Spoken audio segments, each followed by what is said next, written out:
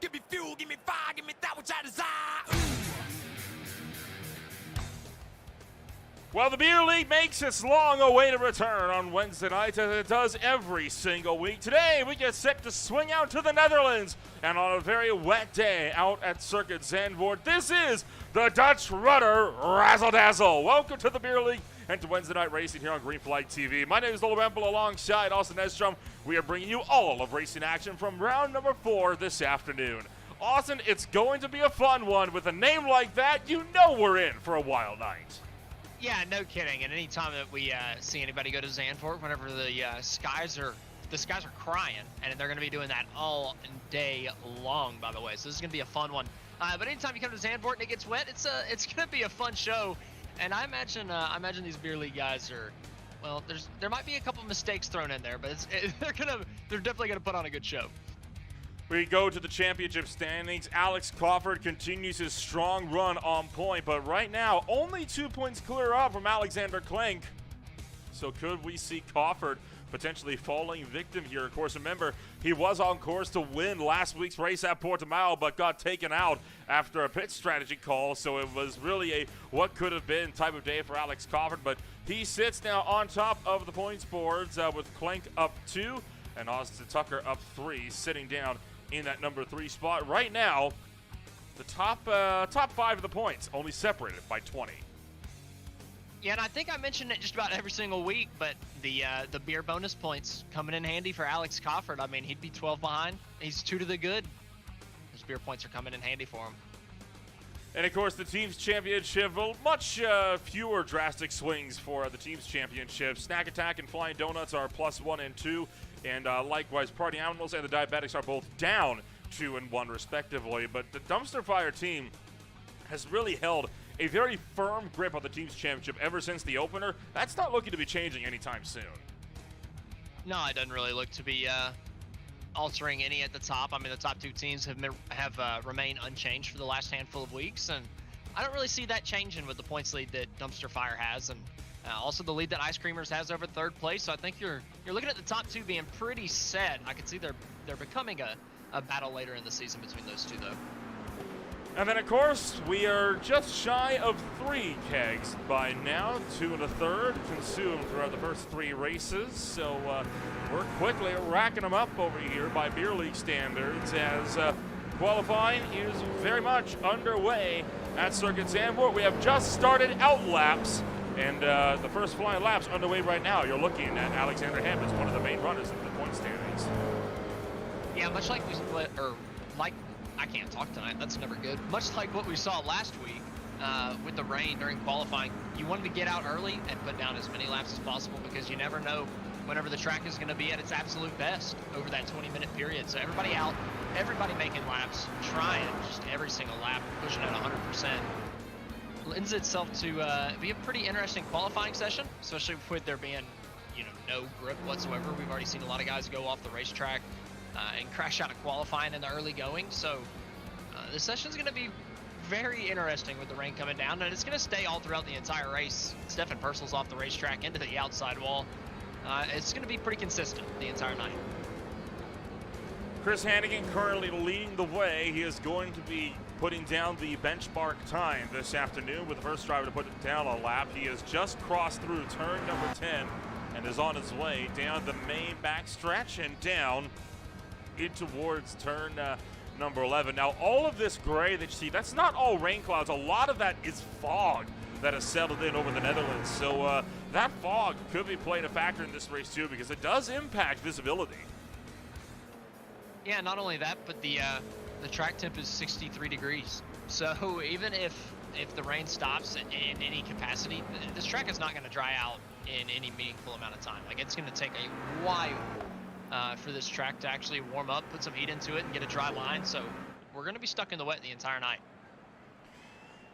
As first cars start to come across the line, we'll put your timing boards up on screen. There you see Chris Hannigan with that benchmark time, seeing where other drivers put themselves in. Todd Badol over second out, but Augustino quickly going to best the benchmark with only already 5 minutes deep in qualifying. Augustino, your new front runner, quick to move that down to Alexander Klenk. Yeah, I think we're going to see that change pretty consistently, and we see Alex Crawford put in a lap that's 4/10 faster than Klenk. I just, as the first wave of cars comes through the first lap on the racetrack, I think a lot of people are going to be setting that benchmark a little bit higher, and it'll probably stagnate around the third, fourth lap in the qualifying session. But it takes them a long while to get around here in the rainy conditions, over 2 minutes a lap. You know, usually we would expect for there only to be a small handful that put their laps in first, and then we'd be seeing everybody else trying to take a second one with them going off track. But these guys have been great on keeping it on track. 20 times in already on just their first lap attempts. That's not a bad stat to see when the track is as wet as it is. I mean, that thing is waterlogged out there right now. It's been raining all throughout the night, and it is not going to be stopping anytime soon. There goes around the 13 of Todd Badol as we check in on Alexander Hammonds, who was not able to put in the lap. His first attempt was invalidated. Yeah, and honestly, not surprising to see somebody invalidate a lap in the early going, maybe pushing a little bit too hard, and somebody else going around turn number 5. I mean, it's so slick out there. You just got a little bit too much wheel put into it, and, well, there's not really much you can do. It's going to be lazy spin galore all night long. Looking at Chris Bright around turn 1, and, well, there's somebody stopped on the racing group. Definitely not what you want to see in qualifying, but Chris Bright gets around it with minimal time loss, I guess. Kind of taking a lap on board here with Chris Bright, so you can really get an idea of this racetrack. I mean, look at how far out to the edge of the racetrack he goes because of how much standing water there is down on the apex. Now, that's not uncommon to see, right? It's very common that drivers track that far out in the newer versions of this racetrack where there's a lot more banking on that corner. But again, you look at how much is staying away from the corner apexes. He's trying to run a slightly less wet line because, again, all those bits of standing water, they didn't catch him out, and even still struggling to put the throttle down on corner exits. I mean, there's just nowhere to put the throttle down. I mean, there's just no grip in this racetrack whatsoever. It's going to be a fascinating race to watch. I mean, qualifying has been great. Just seeing these guys wrestle these race cars around around Zandvoort. I mean, there's just no room for error. Chris Bright still struggling. I mean, you can see just how much speed he lost coming out of that corner through the apex. I mean, just slid it sideways, lost a ton of time. I mean, they're spinning further up the racetrack. I mean, I don't think there's a single place safe out here tonight. It's not a track that leaves a lot of room for error. It's a very, very technical facility that one that's going to be really put to the test, of course, with the beer league this afternoon. 29 times so far on the board to make that 30. Chris Bright is among the dozen or so that has not yet put down a lap time, and I'm not sure if this lap will count too. I thought I saw him drift a little bit off-piste earlier on in the lap, dipped 2 times into the grass.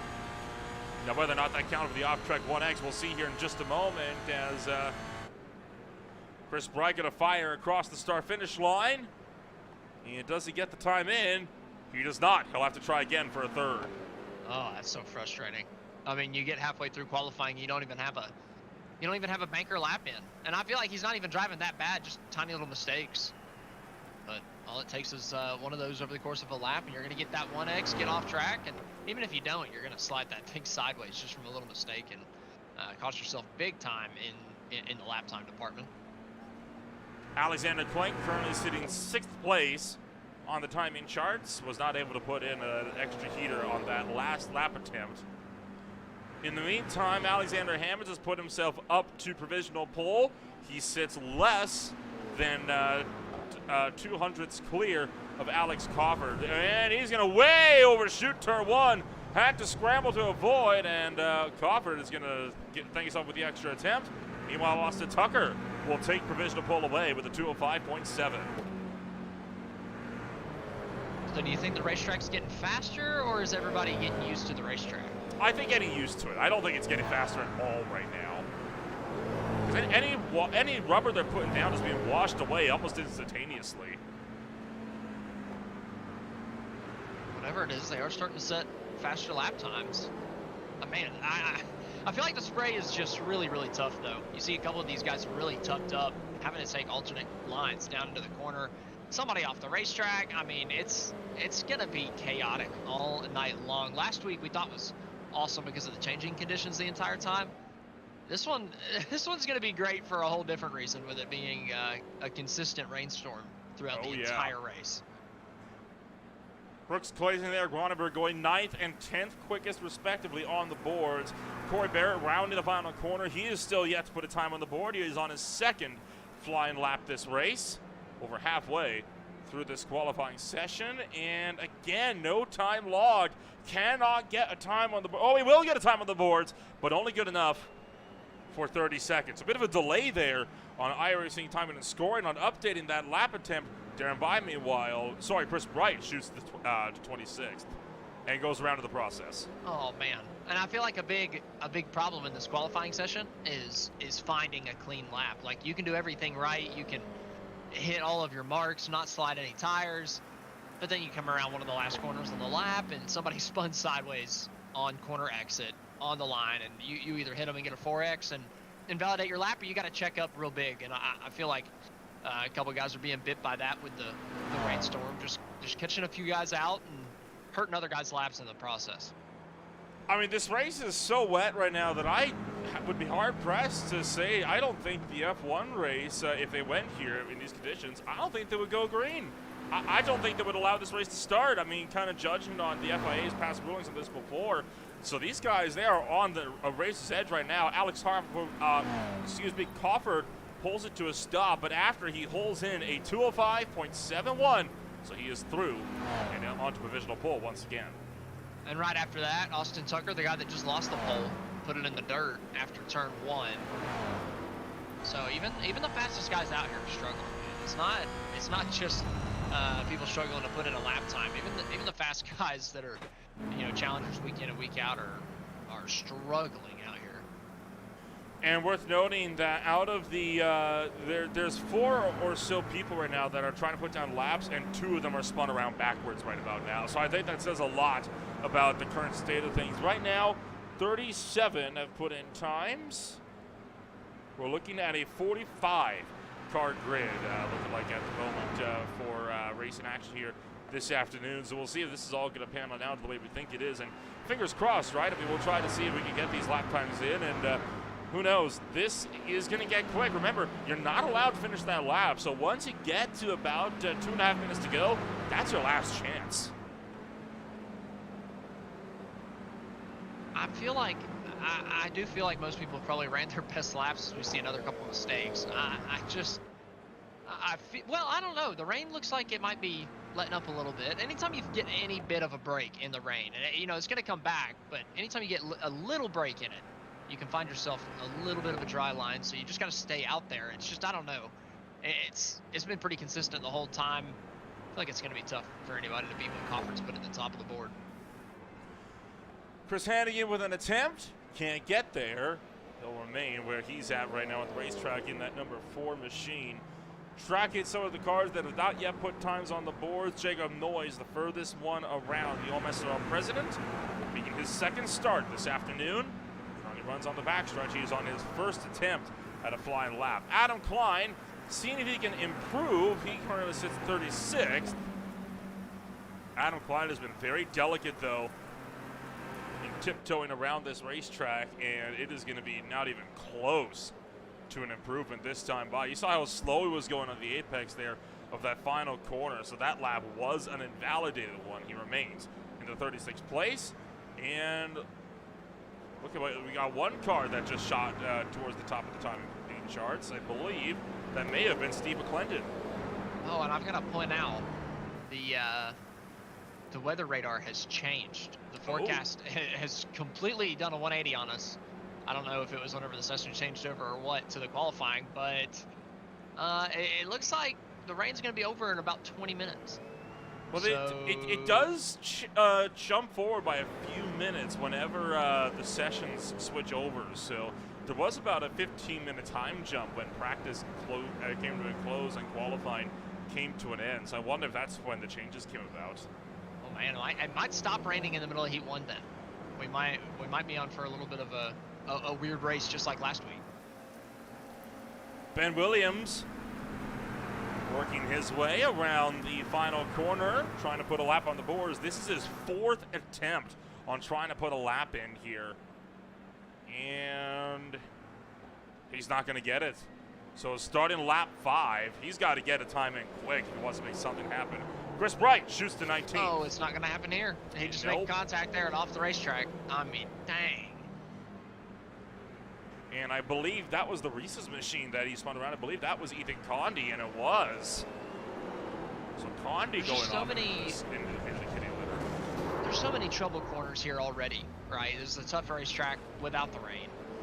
You throw a bunch of rain on it, and it is a doozy. I mean, a lot of people struggling to even get a lap time in. I mean, the field spread is one of the largest in beer league history, I think, and I think you got to thank the rain for it, right? Our fastest lap time is a 2:05.7. Our slowest that I would say is still in the pack is a 2:12.8. So we got a whole 5-second spread. I mean, this is a tough racetrack with, I mean, pretty miserable conditions out there. Ah, okay. I was wondering what that was. That doesn't make the conditions any better. Well, that took out poor Tyler LeBlanc, who was just trying to go about his day and set a lap in. Innocent bystander getting taken out. What if that was? What if he was on a heater, man? What if he was about to put that thing on pole? Jacob Noyes coming across the line for his next attempt at a lap, and goes 37th. So Noyes 37th, quick on the boards. Alexander Bueller trying to put in a heater as well.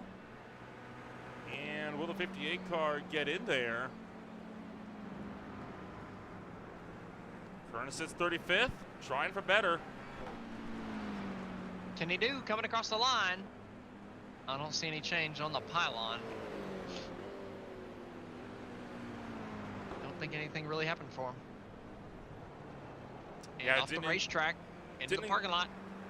It didn't quite get there, and the problem is a lot of cars now, they are starting their final trips around. Ben Williams in the 187 trying to see if he can get a buzzer in there right at the line. That's his 6th attempt now, and still doesn't get it in. And that's going to be it. He's going to be down and out in the bottom 6. Oh, man. He's still... Oh, yeah, he's done, isn't he? Because he just went off the racetrack, too. What in the world? I mean, rough qualifying session. He had 20 minutes, but this racetrack, I've said it time and time again, it's tough. And it's just about impossible for these guys to find a clean lap. I mean, I've been watching the track map this entire time, and it has been unbelievably clustered. This is probably the most open time that it's been over the entire 20 minutes. Probably only 60% of the field actually out on the racetrack. I mean, it's been 80 to 100% since the drop of the green flag. 2 minutes to go in qualifying. At this point, it's just a matter of drivers trying to stop, put in their final laps here and see if anybody can improve on their positioning here. Ron Wolf, the first driver to come across the start-finish line as we hit that 2 minutes to go mark on the docket. And as he comes across, no improvement. He remains in 7th. I think the track conditions have worsened. Nobody's really improving. Crawford went off the racetrack last time by, invalidated his lap. Let's see. Pulling down in the pit lane. So I think that's going to do it for qualifying. I don't think anybody back here is really going to improve on what they had. Yeah, that was Justin Hall that pulled in. A lot of drivers pulling in now that they're done their final laps here. Bear Morton seeing if he can make anything happen coming across the start-finish line. Curtis is 34th, hoping for better. And he won't get there. Almost over a second slower than his previous time, man. And there's the party. As one car goes up and over.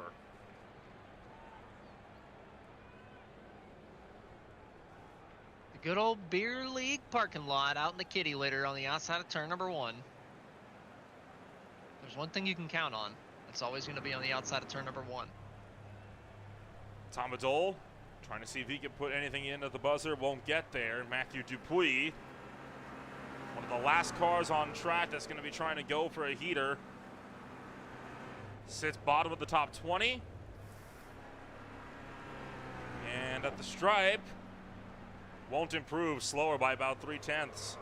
Evan Campbell, same story, and boy, oh boy, we've just had something go wrong. Oh, they're dodging the police blockade. What in the world? They're waiting for them. Everyone wants to join in on the party, but no one else is going to be able to. Oh, someone's going to try, but no, not in time. Oh, man.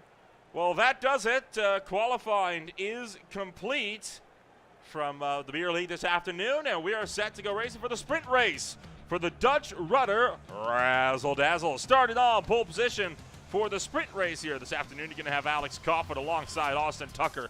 Jimmy Castro starts third. Alexander Hammonds in fourth. Chris Hannigan fifth. Alexander Klenk in sixth. Ron Wolf seventh. John Combs in eighth. Eric Ronenberg in ninth. Michael Derby rounds out the top 10. Carol Augustino is 11th. Josh Frieda 12th. Steve McClendon in 13th. Brooks Clayton 14th. Chris Flamion is in 15th. Justin Hall is in 16th. Thacker and Lee round out the top 18. With Dylan Fish and Matthew Dupuis bringing up the top 20, you've got Chris Bright, Tom Adol, Brian LeBlanc, Evan Campbell, Darren Bai, Alex Harrison, Shane Cameron, Adam Jackson, Duncan McCamick, Alexander Bueller.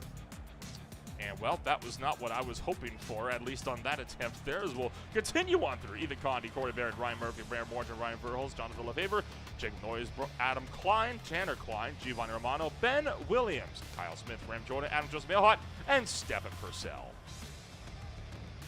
That's my favorite part of every week. Didn't quite get the flawless run this time, though. Well, you always get 2 runs at it, so we got a whole other one in just a few minutes. You're not wrong. You better warm up those vocal cords and get ready, buddy. Got a chance at redemption.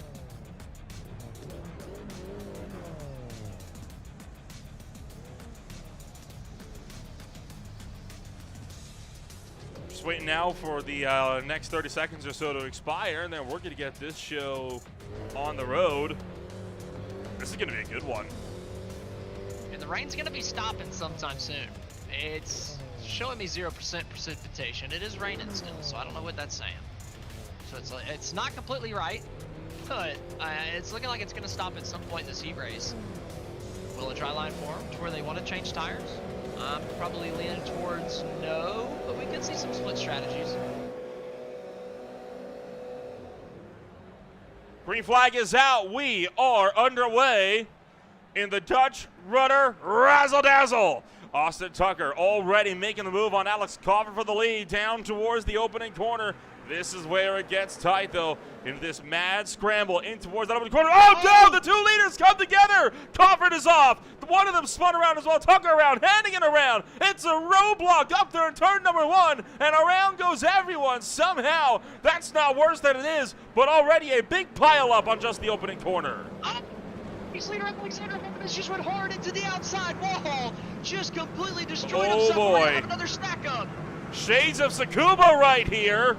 As here comes the pack flying up on the mess with nowhere to go. 3 wide, screeching in for 4 as they try to pedal themselves through. And again, somehow that isn't worse than it ended up being, but boy, they are trying. Our top 5 runners started 6th, 8th, 7th, 12th, and 13th. Our entire top 5 is gone, deleted off the face of the earth. That's about as hectic of a first lap as I've seen.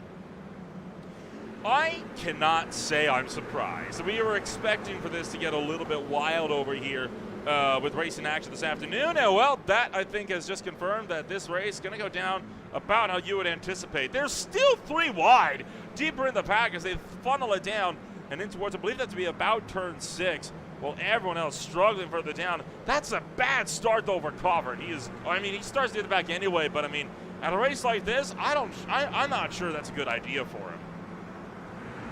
Yeah, I mean, didn't he actually start in the top 12 last week? Didn't he change his ways? For that one race? Oh, well, no, he started in the top 20. He tried to go for a pit road speeding penalty, and he didn't get enough of it. Well, then I guess this doesn't really change too much. He'll starting in the back. I mean, we know he's going to do it. Man, they're fighting hard for the race lead. John Combs trying to switch back on Alexander Clank.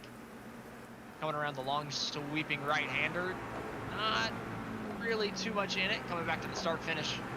Clank's going to hang on to the race lead. That was just completing lap 1. Holy cow.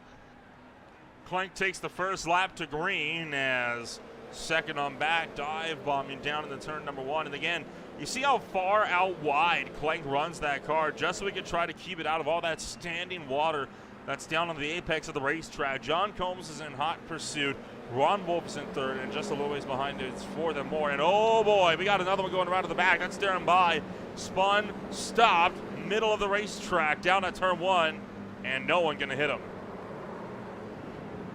Oh boy, it's tight all throughout the field. Oh, who's that turn? Is that Matthew Dupuis? That's LeBlanc. No, is that Brian LeBlanc? Brian? Yeah, LeBlanc tumbling through the field, and oh, that's only gonna go one way. It was bound to happen eventually, and unfortunately, it went the wrong way for, I believe that was Tanner Klein that got into him. Just lost it, and then Tanner Klein coming around to the corner. Can't see all that spray. Local yellows are out, but you don't know where he's going to be. Blind corner, up over the crest, and he's just there. You can't do anything in that situation at all. Nothing. Well, luckily they get a fast repair immediately, so he can be okay. Is that Adam Klein off now? And Jonathan LeFevre? That's actually Adam Klein going around. So both Kleins now having problems in the sprint. Whoa, and another one going off. That's Purcell. And another one. That was Tanner. No, that's LeBlanc that just got spun. What a sight to see. Purcell getting back out on the racetrack. LeBlanc trying to rejoin. Finds himself a hole. Okay. That was eventful there for a couple seconds. No kidding. That was a wild one. We won't get to see what happened to Adam Klein, but I'm pretty sure he just lost that one all by himself. And then there goes Purcell spearing off track, and then here comes, just a bad rejoin from Adam Klein to send LeBlanc around. Oh, and that's a tough pill for LeBlanc to swallow. But, man, they're racing down the front straightaway. They're not done yet, man. I mean, this has been an eventful heat race, to say the least, so far. They're still running down hard into turns 1 and 2. It's for about, what, the 8th place spot? Yeah, thereabouts. Yeah, Chris Flam just went around to the tail end of the field. You see him rejoining from the grass. And there we go. The roughest machine getting spun, and he clipped that standing water of the apex, goes for a 360 slide, and catches it, gets it back rolling. Tell you what, that was a good save from Aaron Thacker. Only lost, what, 3-4 spots off of that? That's not a bad, it's not a bad loss. Yeah, that could have been a whole heck of a lot worse, man. This racetrack is surrounded by barriers. And, well, anytime you spin out, you're a little worried. But he did a perfect little loop there. Got that thing figured out. Close, man. I mean, good Lord. Justin Hall with an incredibly near miss for second. Yikes. Oh. There was nothing between them. Watch the battle for second here as it comes to blows, and they nearly crash it up on the in that stretch coming down towards turn numbers 1 and 2. And, well, struggling to find any kind of clear angle on any of these incidents at this track. Camera placement evidently not our strength this afternoon. And the fog doesn't really help too much either. No, it does not. That blink camera would have been great had it not been for that. Too much fog and then a little bit too much mountain on the next one. Oh man, the 9 a little sideways. Watch that water. You can see it working on the inside, waiting. Yeah, but where do you go pounce. whenever you're side by side? There's nowhere to go. You back out. I mean, well, that's fair. Our race leader almost ran off the racetrack through the last corner. I mean, it can happen to anybody at any time. Still got 8.5 minutes left in this heat race. So we pay out some points, flip the top 12 for the starting grid. Holy cow, is that Ben Williams just about wrecking back there? That's Dupuis. The all-natural Ben & Jerry's machine almost going around. Further up the road, Brooks Clayton overtaking John Combs. Combs trying to hang out in front of that Nerds number 9. And well, out in front for now, but around goes Thacker at the back. We'll get back to that in a moment. We got the side-by-side battle for 4th picking up, and the 32 trying to hang on, but around the long way goes Clayton. Picks him off into the hairpin and shuts the door, squeezes him out. That's, well, that was pretty aggressive there from Brooks Clayton. He took the position, that's for sure. Just drove him down into the corner. Gonna get a look back and see what happened to Aaron Thacker. Just lost it under braking. It's already one car that's off and into the sand. That's Purcell. Purcell again? He's watching from the sidelines. He is still sitting there. So Purcell watching from the best seat in the house, arguably. Right outside of turn 1. I'd say that's pretty solid. Yeah, he's got to wait a little Might bit. have had to sign a waiver. Around, but definitely gonna have to sign a waiver to sit there. I don't think a waiver covers that position, funnily enough. 3 waivers. I don't think like a folder of waivers could cover it. We're gonna figure it out. We're gonna do it for the next F1 race. Josh Better than Freed. gluing our hands to the track, right? Huh? Never mind. Josh Freed, Giovanni Romano trying to go at it as the 3 and the 99. Keeping tabs with one another, and we got a few cars off at the tail end. That is Lefebvre, that's Noise. So a few cars going around to the tail end. Take a look, and Lefebvre already loose, shoots across the track. Noise sweeps around and trying to rejoin, and Oh, that was something completely different. yeah, I think it might have put him off. He might have been wrecking throughout the entire corner. And then Adam Mailhot and Ryan Vailhurst both got in an incident. There we had seen Tanner Klein going for, not Tanner Klein, sorry. No, that was Tanner Klein going for another one. It's difficult to track sometimes with the spray in the rain. Evan Campbell and Chris Flams duking it out with one another. Around the long way goes the 71. And the 137 gonna drop back. Just over 5 minutes to go. Man, our top 5, Justin Hall, started in the 16th place spot. Our race leader started in 6th, so good job from Clank avoiding the lap 1 mayhem. But Justin Hall coming from 16th to 2nd. Brooks Clayton, 14th to 4th. Oh, and another incident on the racetrack. That's by. 87. Still wrecking. And that's jacked up a bunch. But I would be paying attention to those guys in the main event. They've already proven that they can pass, and they're going to get flipped to the back half of the top 10 off of where they're going to finish. So I'd be paying attention to Justin Hall and Brooks Clayton in this main event. Darren By, the one that went for a spin, just carried too much speed coming around through turn 1, and eventually he got the ship righted. Although it took him some efforts, he got punted around by one of the dumpster fire cars. If it works, it works. Well, it didn't work because it got so much worse just a couple of corners later. Oh no. Now somebody had a moment coming around through here. It wasn't, sure wasn't him though, but well, the cause of our mystery pile-up going to be a mystery as under 5 minutes to go. Madole, Morrison, tucked up line of stern, further up the road. Flams and Campbell, once again, side by side into the final corner. A lot of hard racing around the racetrack so far. It's been fun with the rain coming down, man. A lot of slick conditions, a lot of mistakes.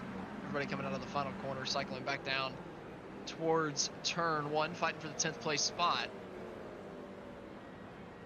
Who in the world is that coming down pit road? Is that Giovanni Romano? Oh, well, he likes starting in the back, so I guess this doesn't surprise me too much. Well, he found out there's no garage. Well, at least not a garage you can drive into. They locked the doors. Oh my.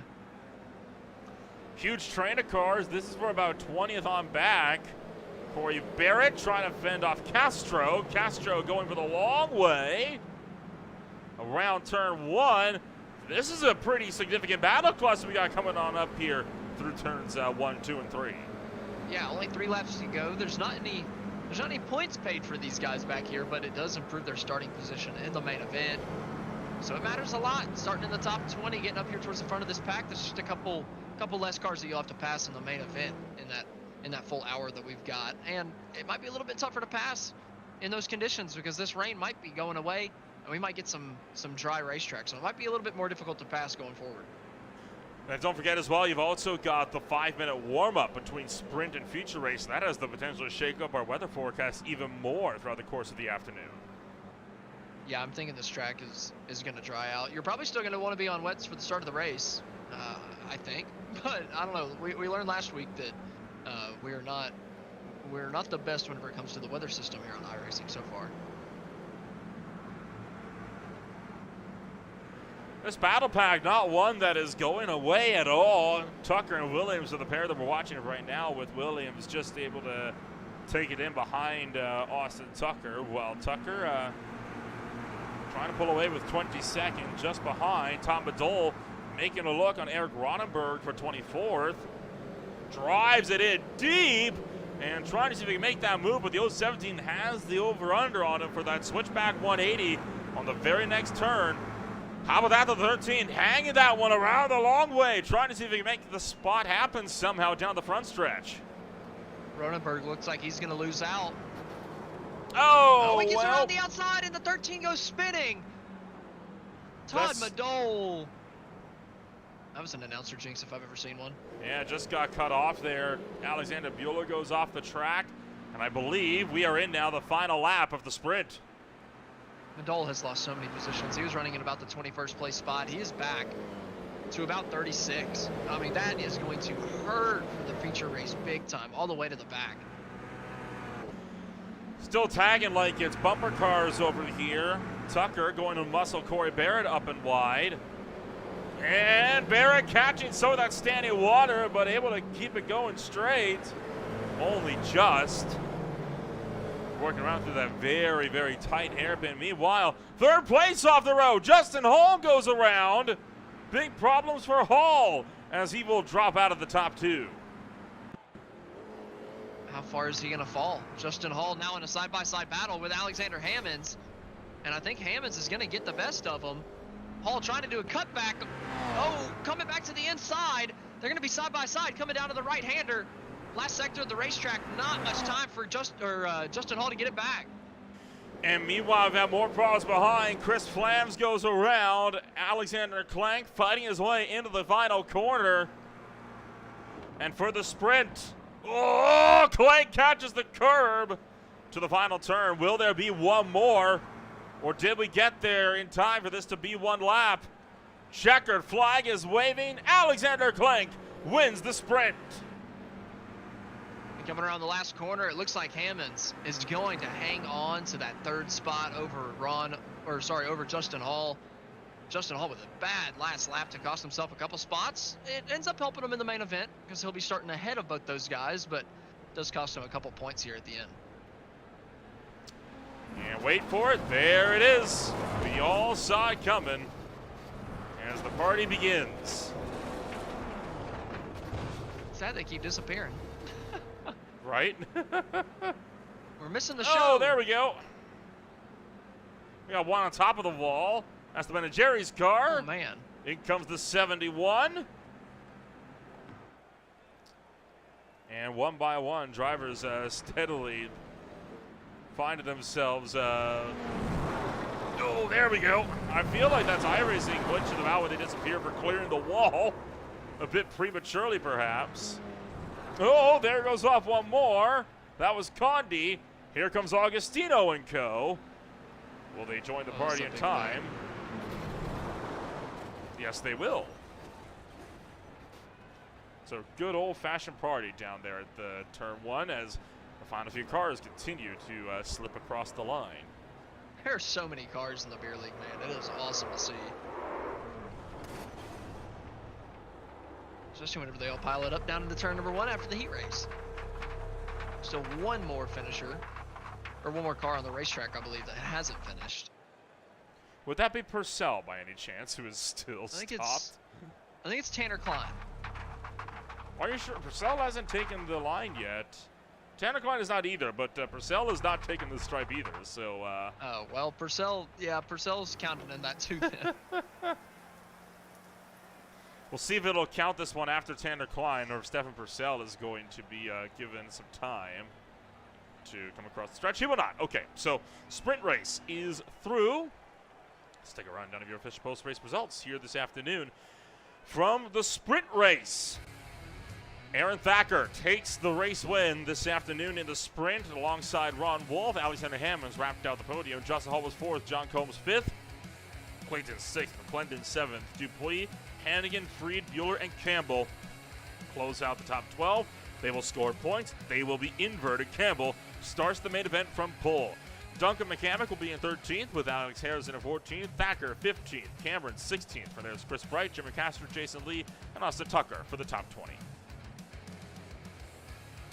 21st is going to be Chris Flams with Bill Williams in 22nd, Eric Cronenberg 23rd, Corey Barrett 24th, Dylan Fisher lining up at 25th with Adam Jackson 26th, Barrett Morton 27th, Ethan Conti in 28th, Tyler Iacino's 29th, and Adam Mailhot rounds out the top 30 with Darren Bai in 31st, Brian LeBlanc in 32nd, Todd Madole 33rd, Jacob Noyes 34th, Jonathan Lefebvre in 35th with Ryan Velhurst in 36th, Tanner Klein 37th, Michael Derby in 38th, Adam Klein 39th, Giovanni Hermano rounds out the top 40 with Ryan Murphy, Stefan Purcell, Alex Cofford, Kyle Smith, and Graham Jordan rounding out the 45-car field.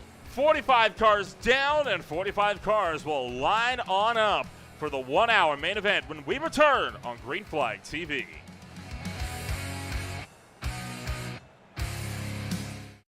Racing isn't easy, but experiencing it is. iRacing puts you in the driver's seat with the industry's leading sim racing game. Drive on laser scan replicas of the greatest racing circuits from around the world. Go head-to-head against other drivers chosen by skill-based matchmaking to ensure competitive racing at every level. Compete across all your favorite series. In officially licensed cars, engineered to deliver the most accurate driving experience possible.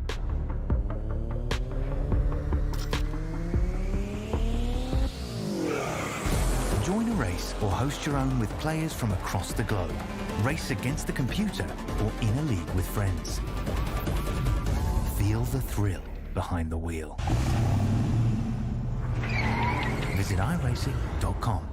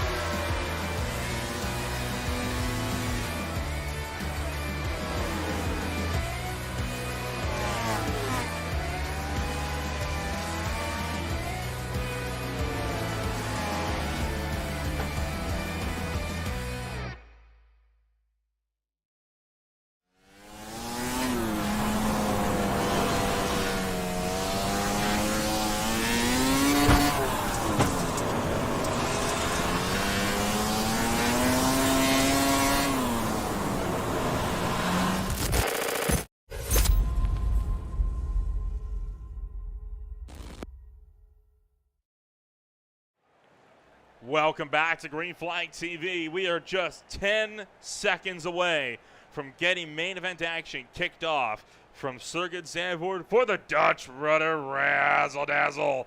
Cars getting lined up on the starting grid, and it's time to take a swing down and see how things are going to pan on out when we go racing for 1 hour in the Netherlands.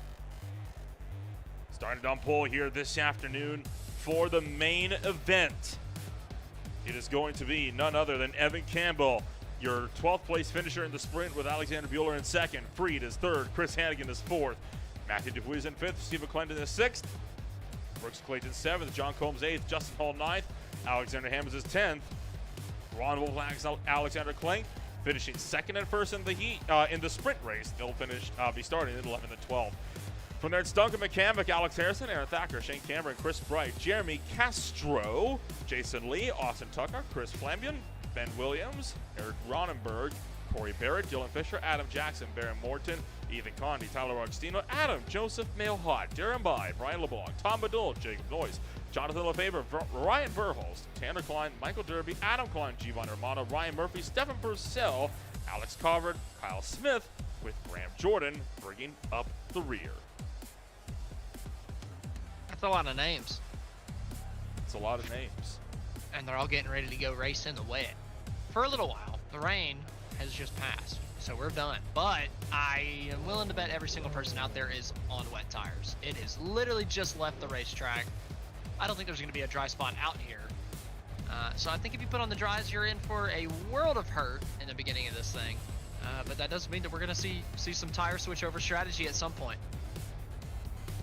You mentioned there being a lot of names. There are at least 6, perhaps 7 names that are still getting ready to grid up around this racetrack. In fact, there are exactly 5 as we speak, so a few more still have yet to go. The furthest of which is Matthew Dupuis, who's in 5th. Are you impatient there, Nolan? You getting a little impatient? You ready to go? I want to go. I think everyone wants to go. I don't know if any of them want to go down into turn 1 right now. In this big 45 car pack, it might get a little hairy. We saw how hairy it got the first time. The top 5 all wrecked.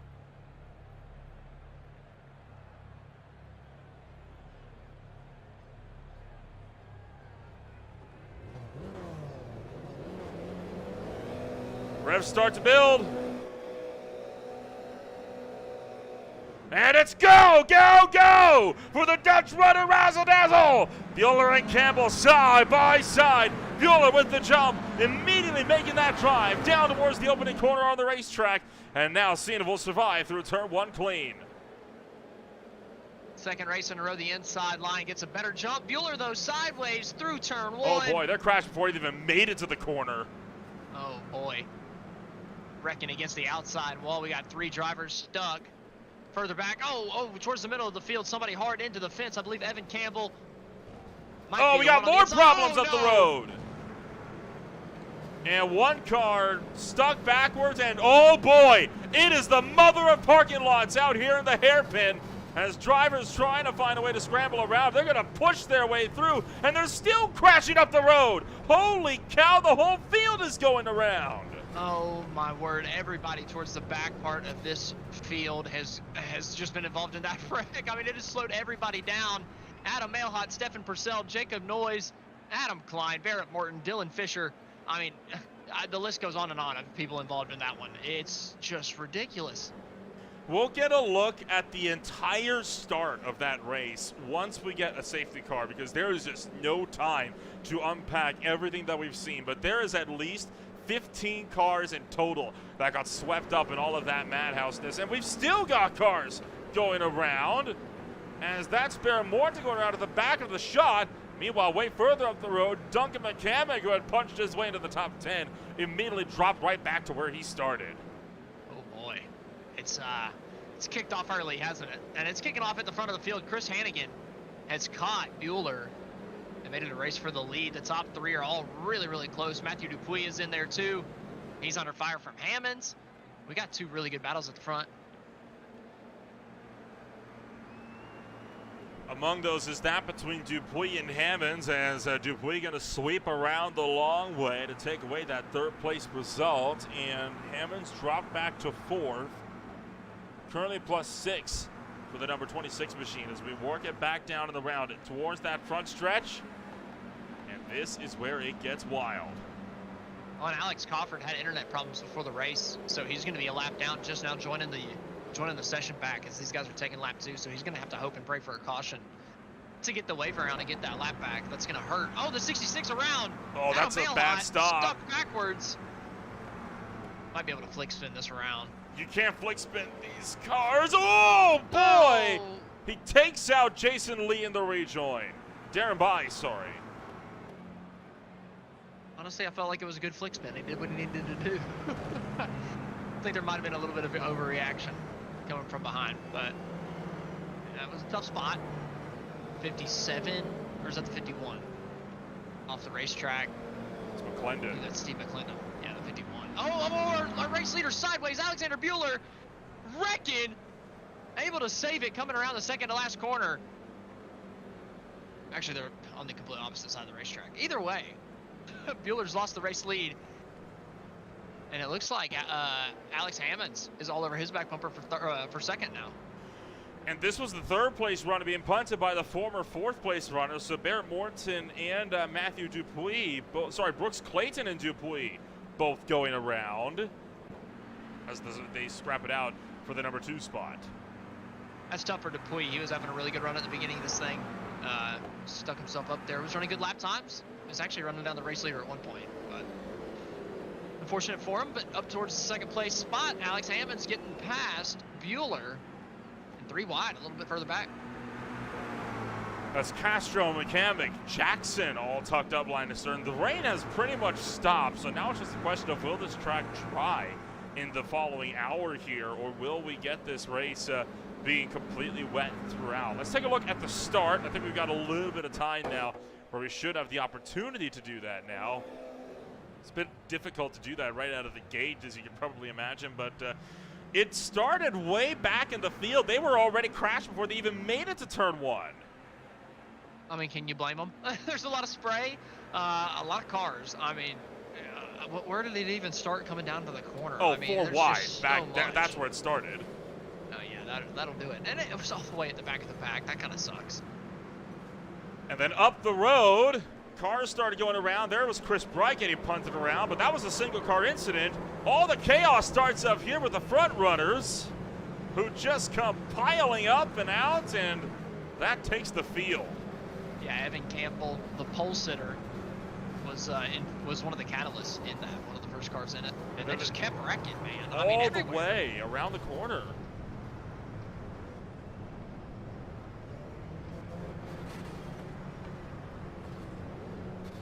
And they still weren't finished even after we cut away. They still had cars. Spin around. They still have cars going into the wall back here that we missed.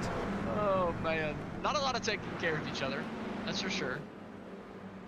I mean, again, can you blame them when you've got, unlimited fast repairs and damage turned off?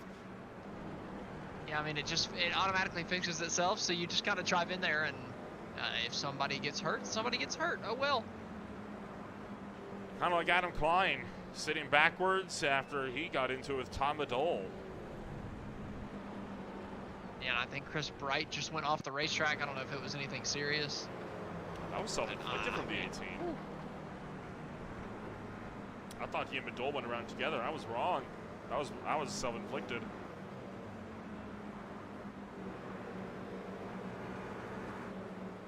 Rain races, man, they just catch you out. Doesn't matter who you are. It's gonna come out and bite you at some point. Oh yeah.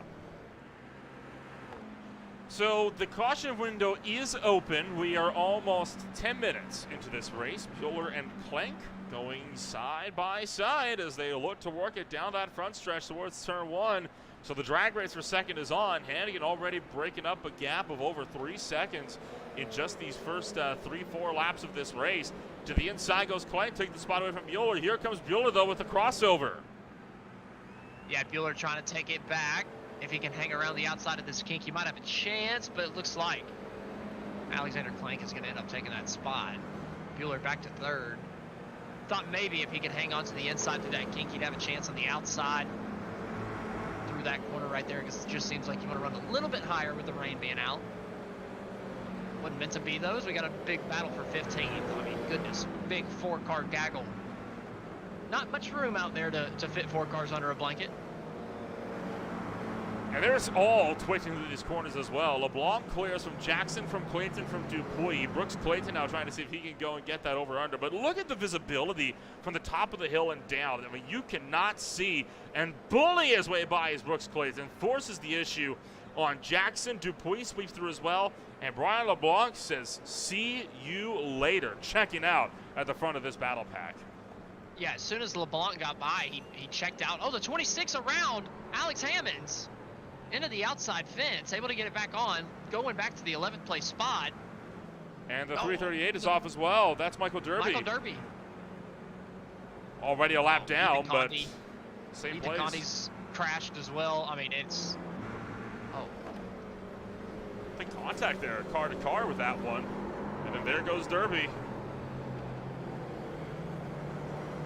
I feel like in these conditions, you see somebody go around or make a mistake, and it just like scares you into a mistake. It happens time and time again. You see somebody wreck right in front of you or near you, and all of a sudden you're the next one on the chopping block. Target fixation, it's very much a real thing. Happens in both the virtual world and the real one in situations like this. Battle's on for 8th. Well, yeah, that's dropped Hammonds into this big battle, right? He was up there, what, 4th place? And now he's stuck in 9th, battling in the midst of a pack that's 5 cars deep. I mean, Hammonds has put himself in a really bad situation. Not an ideal situation for Hammonds to find himself stuck in as... Whoa, that's an overshoot right there, and around goes Hammonds. And that he did all by himself as he overshoots the breaking point big time in a 1. Yeah, he might have overshot it even if we were in the dry. I mean, holy cow, he dove it in there. Not going to stick whatsoever. Luckily, it was just him that got taken out, and I was talking about him being in a bad position before. Well, he doubled down. Hammonds now finds himself all the way back in 17th, so it goes from bad to worse with the driver of the number 26. Brooks Clayton, Adam Jackson, Steve McClendon, John Combs all going at it. Hammonds trying to battle back as he's looking for the inside of Clayton. This is a dangerous place to make a side-by-side overtake, though. It's super one-lined as it is, let alone in conditions like what we got here. I think Hammonds might be seeing red, though. I think he might be pushing that thing a little bit harder than everybody else, even after those incidents. To the inside of Clayton, might have cut that corner pretty close for the 26. Still in the inside. Who's going to be coming out? Hammonds giving up some ground on the entry, but it looks like he's got him clear. Hammonds clear. Clayton, not so much. He's going to continue to try to battle it out. Well, Ron Wolf, Eric Ronneberg, Shane Cameron, all are tucked up in the battle as well further up the road. This is our 8th on back. And Ron Wolf carrying that one the long way around the hairpin, and he'll keep Ronneberg at bay. Good move for Ron Wolf and good defensive driving. Meanwhile, Josh Freed making the move, trying to make the move to stay in front of Alex Harrison, and he will. Good move around the outside for Josh Freed. Holding on to the top 5 and creating some distance. Already stretching out that gap, or stretching out that gap pretty big, as we see Brian LeBlanc going around, able to save it, kinda. He'll be all right with that one. Someone else that's absolutely all right now. Chris Hannigan up at the front, 3-second gap to Clank. Even bigger gap to Bueller. I mean, Chris Hannigan absolutely excelling in the wet conditions. Oh, a couple guys not excelling. That's Harrison, Freed. These are guys that were battling for spots inside the top 5. We just saw them not too long ago. Freed made the good move around the outside, and now dropping through the pack. Freed just inside the top 10. Harrison still falling back to 15th. Josh Freed just swings it out wide, clips the grass, spins it around, and nowhere for Harrison to go. Just got nicked, and then, just clobbered right in the center and pushed off, and backs it up into the Armco so we can get it back rolling quicker, but tough break. Gonna see a lot of that tonight. We're only 12 minutes into this one. I mean, we still got a ways yet of those kinds of mistakes, especially as the track conditions change. Whenever people start potentially putting on that dry tire, it's gonna spicing itself up once again.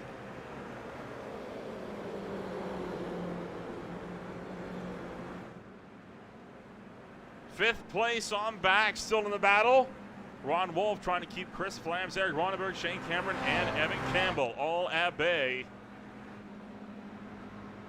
Race in action continuing on in full force this afternoon. And for Ronneberg and Flams, it is going to get a little bit tighter here with racing action very much, I think, kicking into high gear. Yeah, you wouldn't be kidding about that. Eric Ronneberg just trying to hang on, honestly. I mean, it's one thing to ask you to go as fast as you can out here in these conditions. It's another thing asking you to go race a bunch of guys at the same time. These guys racing for the top 5, and well, Ronneberg and Chris Flams putting up a really, really good fight for 6. And kind of bringing Shane Cameron into the fight as well, right behind him. And everywhere you look, man, there's just little battle packs going on. Back for 11th. I believe further back, Duncan McCamick, Josh Freed going at it. We're already almost 14 minutes in, and we are only working lap 7 right now. I mean, these are slow lap times that they're running. You pointed out correctly, right? I mean, we're looking at only about like 2-minute lap times right thereabouts. That's a long lap time for a track like Zandvoort. I mean, the F1 championship when they came here, remember, right, they were putting lap times in the 1-minute 10s in the dry. So these are incredibly slow times to run around this place, which really goes to show just how treacherous these conditions are, as Hammonds finds out again. But the track is getting a little bit better. Oh man, Hammonds. I mean, it's completely devolved for Hammonds over the last couple laps, but the track is getting better. The sun is starting to peek through. Chris Hannigan, our race leader, ran a 2:04.9 last time by. His qualifying pace was a 2:05.9. So he's a second quicker than he was in qualifying. The track's getting better. These guys are starting to push it a little bit harder.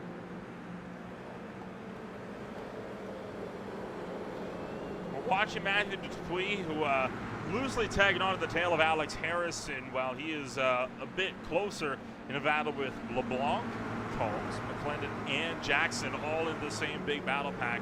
The top 10 breaking away. This is right now the biggest battle question that we've got on the racetrack. And it is a big one. I mean, there's a good chunk out of them going at it. Brian LeBlanc, John Combs, 15th and 16th, switching positions. Bringing Steve McClendon into that fight too. McClendon not able to make a move. Combs getting checked up. LeBlanc with a little bit of a awkward entry and an even more awkward exit, getting a little loose. Combs to the back bumper. Looking to the outside, I don't think he's gonna find it there. LeBlanc's gonna cut him off. Combs though with the run, undercuts him back to the inside. Coming down to turn number 1, and he does have the draft to help him all the way down the front. 2 by 2, going for 3. Here we go. 3 wide, and Combs gonna take it 3 spots and 1 straightaway at Zandvoort. Awesome work from John Combs, moving up to 13. That was a heck of a move down the front straightaway to find that room. Able to get it done. What a job. Alex Harrison trying to get it back, not able to do it. Oh no, he throws it away. Oh. Clayton with nowhere to go. All that work for nothing. He had done, dude, that move was so good. And then, just such a small mistake becomes so huge. I mean, just a little loose, coming down into the banking, and then it rips around on him. Terrible. Oh, big crash for Austin Tucker at the back of the field. That's a very sizable impact for Tucker that he just took into the fence. Take a look. Standing water. You saw the puddle that he caught. I did. He had to go in there side by side. Had to go a little bit lower than he wanted. And, well, it's not going any better, is it? Oh, he's not found a spot yet. Finally.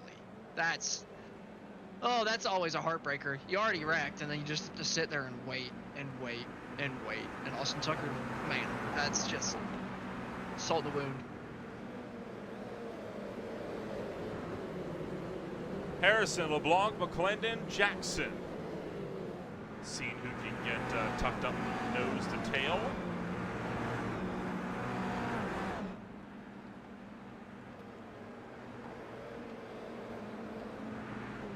When does somebody put on the dry tires? I don't see a dry line yet. Oh, definitely Right. not. I don't don't see think it we're going to yet. get it anytime soon. But it's gonna come at some point. And my thing is, if it comes after the fuel tank is supposed to run out, will they take dry tires on the pit stop and just take a couple laps of terrible running, hoping they just keep all four wheels on the racetrack? We could see this rain ending and a dry line forming at a crazy time for strategy. I don't think we're going to get it before we get to a point where it's not even worth it to take the 45 seconds it takes to put the tires on. And here's my reasoning for that, right? I mean, you can see the track's drying, but it hasn't dried a lot since this race has begun. And we're almost 20 minutes deep. The track is still almost as wet as it was. It's certainly as treacherous as it was when we first started this race. And a big problem of that is the fog. The sun cannot cut through and dry this track up as much as it would if it were clear skies. That's a good point. I did talk about earlier in the broadcast that the track temp, I mean, it's in the low 60s. It's at 64 degrees. That's not much. It's not a lot of heat that can be put into the track to really dry it out. But I am seeing through a couple lines or through a couple corners a dry line starting to form. I mean, it could come in time to where some people might at least try it, especially if a yellow comes out and you get bunched up with everybody. Why not give it a go? Give it a go. Well, because it takes 45 seconds to put on the tires. And to be fair, we saw this at VIR, actually. We saw that it came in enough that, yes, it was significantly faster if you put on the wet tires in the last stop of the afternoon at the season opener at Virginia. The problem was there was so little time left that the 45 seconds, while, yes, they were closing by several seconds a lap, they couldn't make the time up. So it's sometimes a question, because that, and again, I was talking about this with Chris pre-race before you joined me, Austin, but the question always comes down to, we know that these tires are going to be faster, but can we reel in all of that time and then some before the race is over? That's the big question, because honestly, if you're not going to be able to reel that time in, don't go for the tire change. It's not going to help you. It'll hinder you at that point. So you're saying under yellow, maybe, but under green, you probably wouldn't do it? Exactly. That's exactly what I'm saying. Just because of how the timing lines up. And again, it's different as well, right? Because, I mean, on a wet track when you're on slicks, you're struggling for grip. You have to feather the throttle everywhere you work. It's painful, and you're at a much higher risk of spinning out. On a drying track, the wet weather tires, you're only a few seconds slower, but you're not struggling for grip anymore. That's definitely a good point. You don't have to. It's a big risk versus reward play, right? And exactly. To your point, even though I'm starting to see some dry lines form through some of these corners, there's still standing water at the apex of a lot of them.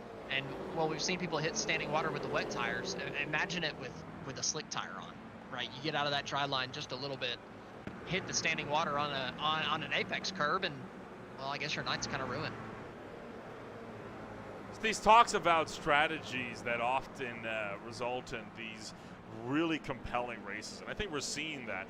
I think it's also worth noting, right, that I mean, a lot of the dry lines that we're seeing, they're opening up through turns like, what, 1 through 4. But looking here at the top of the hill, look at how much water is still on the racetrack.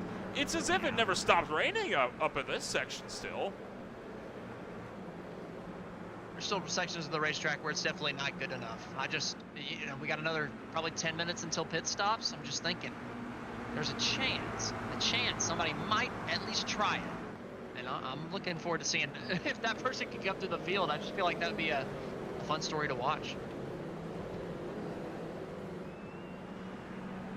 Brian LeBlanc takes a spot away from Alex Harrison. Steve McClendon tried to follow through, couldn't make the run. Harrison now crossing him back as they work around through the final couple of corners. Excuse me, trying to go the long way.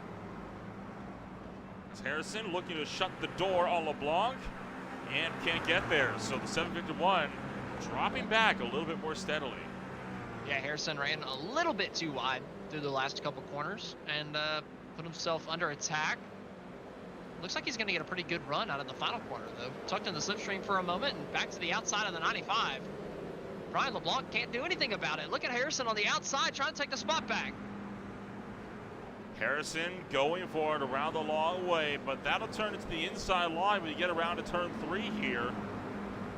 Diving into the hairpin and losing the back end. Nearly goes around, but saves it. Ooh, Harrison gets the job done. LeBlanc hanging on with Steve McClendon all over the back bumper. That was a sketchy moment for Brian LeBlanc. Able to hang on to it. Looks like he might be able to hang on to the 15th place spot. But McClendon down this, it's not really a straight, but you know, it's kind of a straightaway, just with no room to pass. McClendon was just all over the rear wing there. Looks like, who's that off the racetrack? Is that Ronenberg? Was, yeah. So the 017 having an issue at the top of the hill. Oh, again, just caught that grass. Trying to attack that corner too aggressively. Yeah, he was behind Stefan Purcell, and well, I think he just got put off.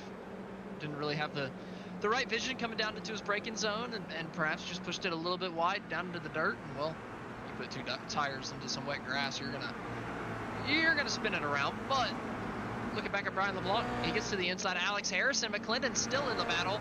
LeBlanc way late on the brakes, takes the spot back from Harrison, and McClendon's trying to get himself in there too.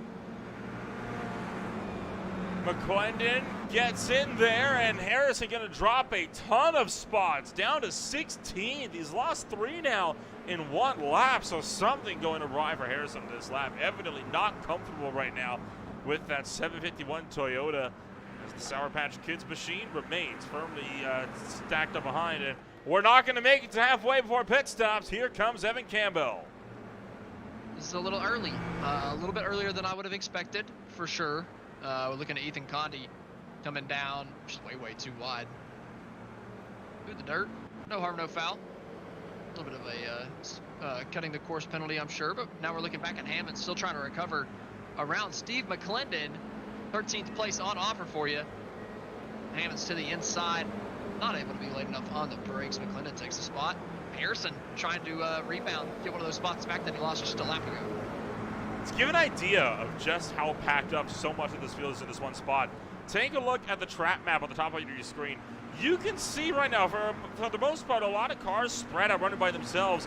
This is the only really big battle train that we've got right now out on the racetrack, and it's easily got about a quarter of the field stacked up in this one, like, about 30 meters sprint of each other. Yeah, there's a lot of them fighting for what? 8th place up the road just a little bit, and then they're fighting hard for 12th back here. I mean, this little section of the racetrack is just absolutely filled with a lot of guys fighting for everything. We're not even halfway. We are not at the pit stops yet. Just about to be, so that could break up the action just a little bit. See what kind of strategies we got on offer for us. If they can push it a little bit longer, 5 more minutes, maybe we could find the dry line. But 2nd place, Alexander Clank, he's calling it quits. He's coming in. Clank could not make it to halfway, but he gets within 5 minutes of it, so he will pit from 2nd. And again, continuing on with the lead, now with a 10-second gap up the road, and we've got problems deeper in the field. Brian LeBlanc, one of the main drivers that was headed up that battle pack, is around. Taking him a while to get the ship righted too in front of help. McClendon. Oh yeah, he did get help. McClendon there getting into the back of him. That gets McClendon a spot. He's up to 12th as the pit stop cycle is starting. So the running order getting a little hairy, but kind of paying attention trying to pay attention if anybody can make it to that 30-minute mark. If you can make it to halfway, you could be on for a good day, but I'm just not sure if anybody's going to be able to do it. We've seen a lot of people come down pit road the last couple laps. You know one driver that I think would be able to make it work? Romano. And Crawford. Well, Crawford's a lap down, though. He, you're he right. I forgot. Yeah. I'm so used to seeing him so far up towards the front. You sound depressed. It sucks. Like, I mean, he's the points leader, right? And he's going. You know he's going to lose the points lead off of this. It's such a shame. Oh, yeah. He's not the That's only true. driver, though, that had bad luck. Fisher and Derby are both out. Jordan, Murphy, and Smith didn't even start this race. Crawford might have fought himself onto the lead lap. I've seen him only a minute 26 off the leader, and Hannigan has not pitted yet. So maybe he's on the lead lap, but he did miss most of the first lap. So Crawford struggling, just needing a caution to get himself back into it. To be fair, for him missing the very start of this race and him being 29th, that's still a decent recovery so far. So he is, if you look at the track map, he actually is on the lead lap by a decent margin too. That's Chris Hannigan in pit road right now. Before Hannigan came to pit road, Crawford was still down at turn 3, that first, the second 180 hairpin there. So Crawford did fight himself onto the lead lap by a pretty decent margin. So that's good news for him. That means if a caution comes out, he doesn't have to waste time getting the wave around. Hannigan, meanwhile, into the pits, 2 minutes shy of halfway. I think most of the field can make it to the halfway mark, you know? It's only one lap more. Well, you got to think we just ran the portion of the race that uses the least amount of gas, right? Because it was the wettest part of it. But now that it's starting to dry out, we can push it a little bit more through the corners. I feel like you're going to use a little bit more gas. So if you make it to 30 on this first stint, I don't know if that's good enough to make it to 0 for the next. Well, we'll have to find out, won't we, as Jeremy Castro is into the pits. So far, most of the race cars still staying out on the racetrack. You're watching Thacker fighting out with Ben Williams. This is for 29th on the road. Also in tow. Oh, no. Oh, well, there you go. 187 going around, and that makes it an easy pass for Thacker. Looked a little scary for him for a moment, like he might get caught up in it, but Thacker doing a good job getting around there as Ben Williams sent that thing off into the dirt. Getting a look through the field, just kind of catching people in their pit cycle. Trying to figure out exactly who's running for what position. Oh, tight. And that was for position. That was Alexander Hammonds. Sorry, no, that was Duncan McCamick. Fended off Alexander Hammonds, and Matthew Dupuis tried to have a look. Yeah, Hammonds is definitely trying to make up for lost time, right? He's struggled through this race. Had a couple big issues. Just trying to pick up whatever scraps he can get at this point. Still hasn't come down pit road. So not exactly sure where Hammonds is going to cycle out, but man, he was in the back half of the top 20. Driving it deep into the second to last hairpin there. Justin Hall, the next car to come down and into the pits. Bueller stayed out. Sorry? Bueller stayed out. If they stay out this lap, if they stay out here, they might have a chance, but I still don't know. They're going to be running more fuel this time. 30 down, 30 to go. Alexander Hammond set the fastest lap of the race last time by with a 2:04.1. A lot of drivers now put it in some of their best laps of the race. This track is speeding up. And here comes Hammonds, here comes McCamick, Dupuis, and more. Pit road's about to get busy. Oh, that's a tight pit entry. Someone just got caught speeding. That's McClendon. Oh, my word.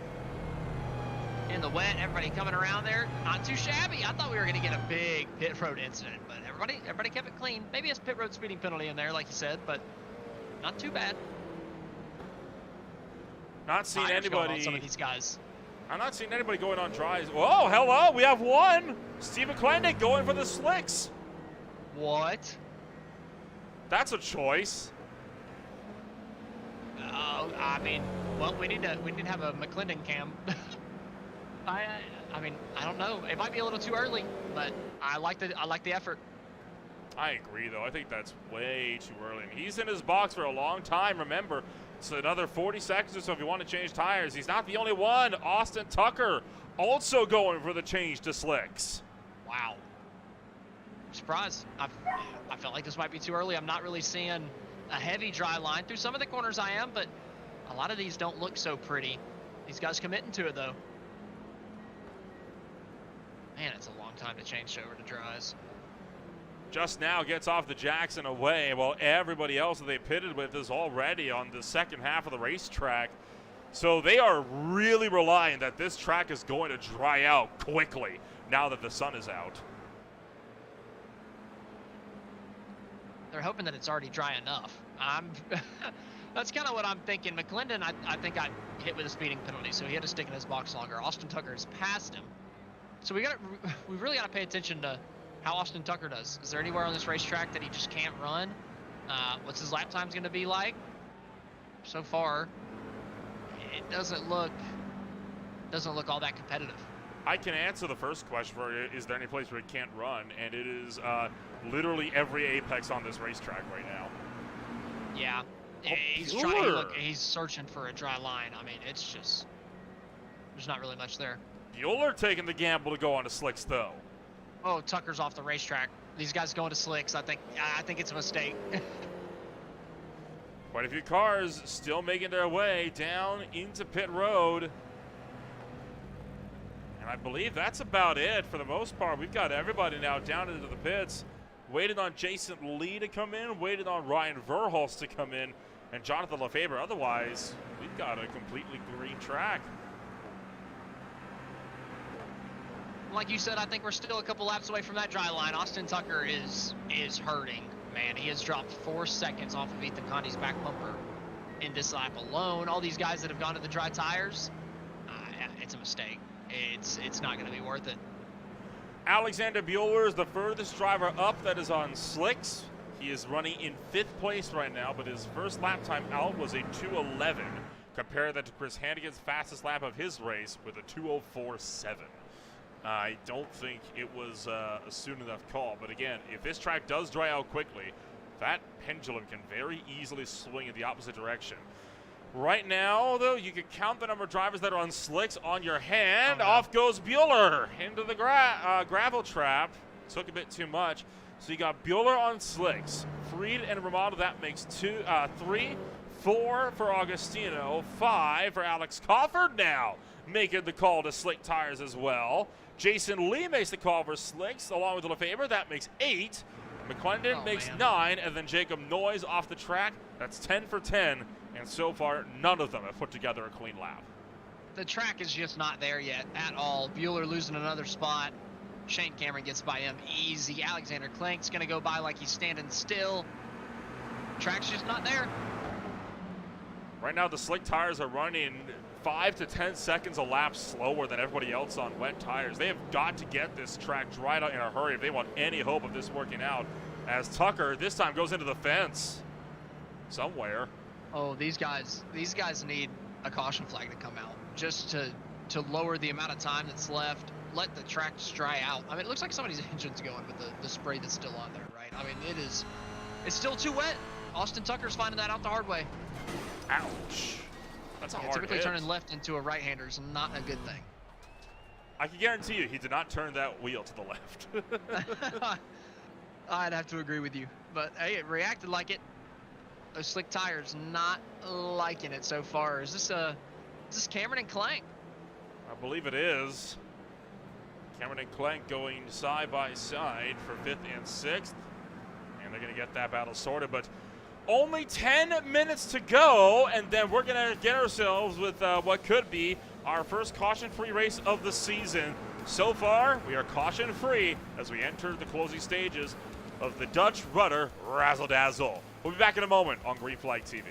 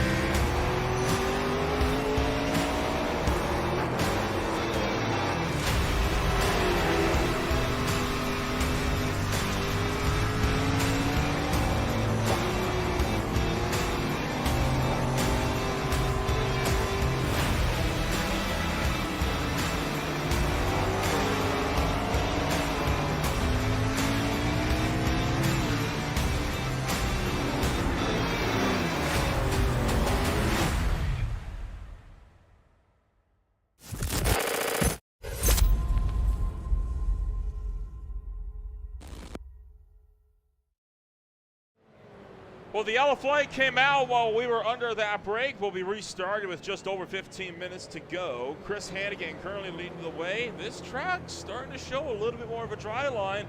Austin, you were mentioning that these guys on slicks were hoping for a caution so they could drive this track up a bit more and run the clock out. They may have just gotten their wish. Yeah, it just brought them all back up to the back bumper of the leaders. They're on the dry tires, so if we've had that changeover point, then they're in the driver's seat. It's just, I don't know if we've gotten to the changeover point yet. We got another minute and a half, 2 minutes under caution for this track to dry out just a little bit more, and then we'll have to wait and see. I believe that the first, it looks like we're actually getting one more lap. Yep, one more lap added, so a little bit more time for the track to dry out. That is what we call putting in the command into the wrong field. That was supposed to go to the iRacing console, not our broadcast feed. For those that are some waves. I mean, for those that are unaware. Yep, there we go. There's another one that was supposed to be, I think, into the iRacing feed and not our broadcast feed. But for those that are unaware, the first command was the command that you used to extend the caution last by 1. That second one was supposed to send a chat message to all of the cars that are on the racetrack still. So they are going to extend this one more just to let those wave rounds complete, and then we'll get back up and rolling. Let's go to the track map, shall we? Take a look at where things are at. And who's the first car on slick tires? Is it Bueller in 11th? That would be Bueller, yes. So we've really got to pay attention to Alex Bueller on this restart. That's I feel like the main point that we have to watch out for is how much grip does he have? Can he make the moves? Can he get up to the front of the field? If we've had that changeover point, he's going to be running those guys down. But the track still looks pretty wet. Still getting one or two more cars waved around. I believe that is the last one because 41st on down are either not in this race or they never started this race. So I think that is it for wave arounds. And we will get set to go back to racing. We're stacking them up here in the back, it looks like. And why are we stopping? Huh. Just like any other checkup on the interstate, nobody knows why. But somebody hit their brakes just a little bit too hard, and we had a little accordion effect at the back. I had a moment like that the other day. Is the car okay? Sent me back by 20 minutes, but yeah. Oh no. We all came Could have been worse. A very slow stop. Very slow stop. It was for a construction zone sign up ahead, right? And there was a sign that says you're supposed to merge over into the one lane, right? All makes sense. I thought, fine. It's annoying, but it's a construction zone. It's fair enough. They're doing roadworks on the freeway that runs between the small town I live in and a slightly bigger city where I do all my grocery shopping. But get to where the alleged construction zone was, no one was there. Not even a single road cone. So why they all moved over to one lane, I have no idea. There was not one construction vehicle present. It's weird how the human mind works sometimes with stuff like that. Yeah, you never know whenever you're talking about stuff on the road, right? I feel like you just can't predict other people, so you got to be careful. And We're definitely don't drink beer drivers. with these guys out here. You see a really dry line starting to open up on the inside of turn 1 there when they last came through. We're trying to get a better look at that one. Let's ride on board with one of these cars for the back. This is with Chris Bright, right at the tail end of that traffic snake. You see that little bit of lighter gray opening up? That could be a line that could be exploited later on. Looks a little greasy, but give it a lap or two at speed. Should be good to go. I'm concerned about other ends of the racetrack. There have been bits and pieces that I feel pretty confident about. Certain corners look pretty good, but there's others that just don't look like they've been wiped off at all, and it just looks like it's still a big puddle. So I don't know, the middle sector, sector 2 on the racetrack, I'm a little afraid of. I feel like the guys on slicks are going to be finding it pretty difficult.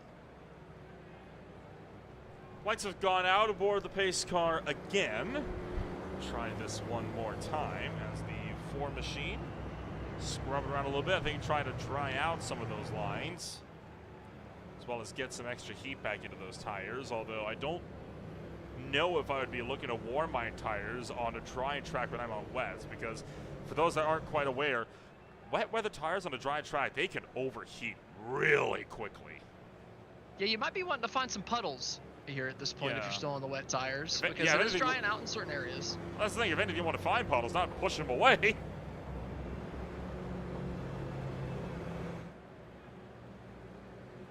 Who's it going to be on this restart? Is it going to be the slick tires, or is it going to be Chris Hannigan who's dominated this thing? I mean, Hannigan has just been stupid quick. Is he on the right strategy, though?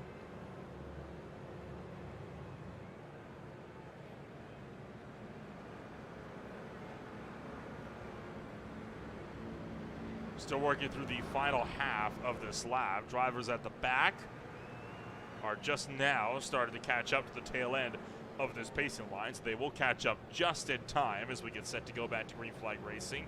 And we're restarting with just over 10 minutes to go.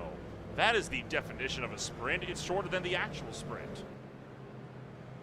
Yeah, this is going to be a very, very quick little race that we got built into this big one. Less than 11 laps to go whenever we come to the line. Still have a couple corners to get around up at the front. Pace car takes its sweet time through the back sector here. Chris Hannigan is getting ready to go. We're going to have about 10.5 minutes left whenever he gets to the line. So the story is just the wet tires versus the slick tires, and can anybody up front? If the answer is the wet tires, can anybody up front? Can Justin Hall, Ron Wolf, Chris Flams, Alexander Clank, can any of those guys find a way through to win this race?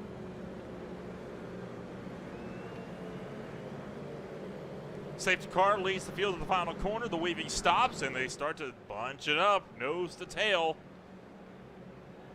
And it's time to get this show back on the road. We're into the final sixth. 10 minutes to go. The iRacing safety car. Oh, careful, guys. Not going yet. Now the safety car's off. Now the green flag drops. And we get back rolling. Oh, and Hannigan doesn't go. He's a sitting duck. He did not go whatsoever. Justin Hall to the lead. Ron Wolf to his inside. And they're fanning out behind him. How are these guys on slicks going to get through? Oh, sweeping wide through turn number one. No problems yet. We make through turn one clean on the restart. Now the question is, can they make it out of it? No, they don't. Here we go. Cars going around to the back, stacking them up. And that's going to be a pileup. One car goes up into the air. That's Alex Harrison. And more, but we make it through the first couple of hairpins clean. Jacob Noy's going to drive through for incident limits, and they are still crashing further towards the back between turns 1 and 3. Oh, and Bueller was looking good. Not really making up any ground, but not losing any either, but then got ran over from the back and didn't spin him around, but he ended up losing a position. Now he's on the back foot, so we're not really getting a good idea to see what the slick tires can do.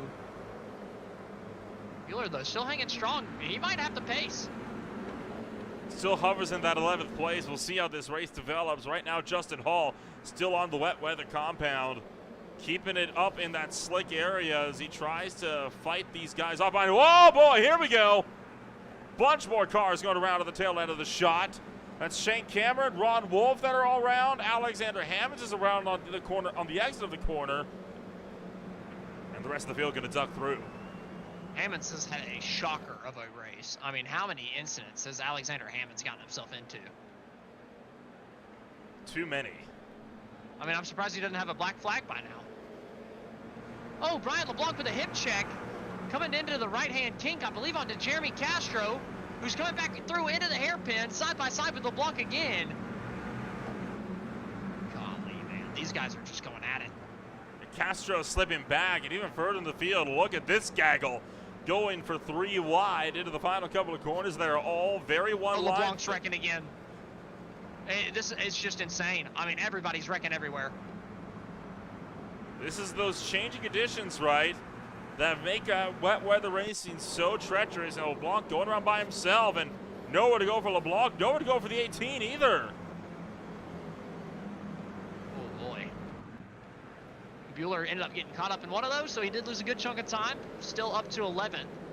So we're just going to have to see if that gap comes down. It's 10.5 seconds between the race leader and Bueller.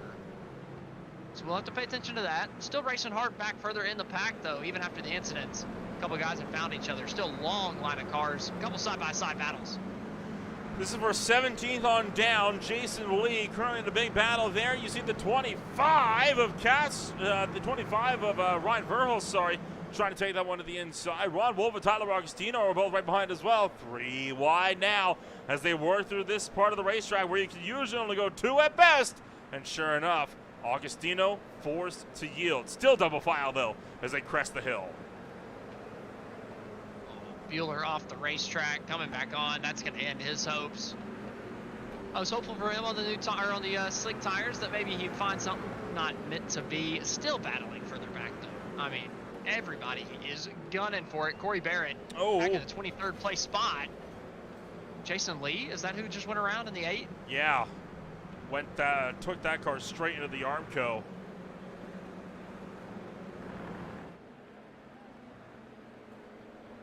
And yet more. Ronenberg, Madole, McCamick trying to get a run. Justin Hall hunting for one of his first beer league wins. Chris Hannigan had a huge off track too. Cost him a ton of time. I mean, Hannigan's been dominating this race, and now he's back to the 4th place spot. Seeing what, if anything, he is able to make on these guys, but it is really, really intense right now at the head of the boards. And again, you always have got to wonder just how much are these drivers going to try to go for it. It has been intense, though, right now in this field, and these guys showing no signs of slowing. Who's leading the way in terms of the slick tire runners now? That would be Alexander Bueller still, but way back in 15th.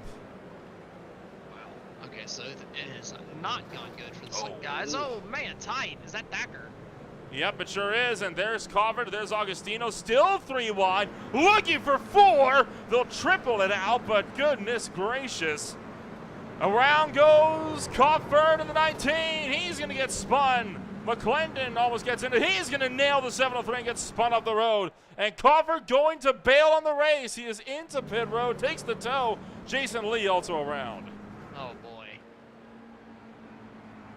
Well, if we were talking about Cofford having a bad points night before, it just got a whole heck of a lot worse. Came in with the points lead. Ooh, it's not looking like he's going to leave with it.